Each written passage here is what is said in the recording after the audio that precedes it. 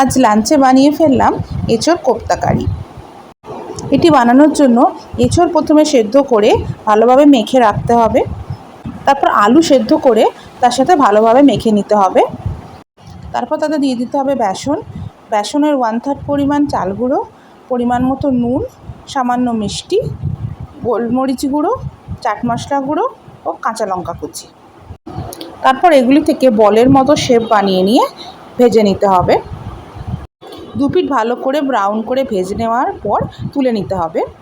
এরপর কড়াইয়ে সর্ষের তেল ও সামান্য ঘি অ্যাড করে তাতে গোটা জিরে ও শুকনো লঙ্কা ফোড়ন দিয়ে পেঁয়াজ কুচি ও টমেটো কুচি ও সামান্য নুন দিয়ে ভাজতে হবে। তারপর তাতে ছোট করে কেটে রাখা আলু দিয়েও ভাজতে হবে। এরপর দিয়ে দিতে হবে পেঁয়াজ, টমেটো, লঙ্কা, আদা রসুনের পেস্ট। মশলা থেকে কাঁচা গন্ধ চলে যাওয়া অবধি ভাজতে হবে। তারপর তাতে দই ফেটিয়ে দিয়ে দিতে হবে।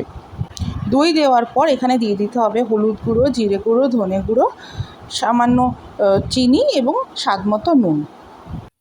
এরপর সামান্য জল দিয়ে দিতে হবে যাতে মশলাগুলো পুড়ে না যায়, এবং ভালোভাবে মশলাগুলো কষিয়ে যখন তেল ছেড়ে আসবে তখন তাতে জল দিয়ে ফুটতে দিয়ে দিতে হবে।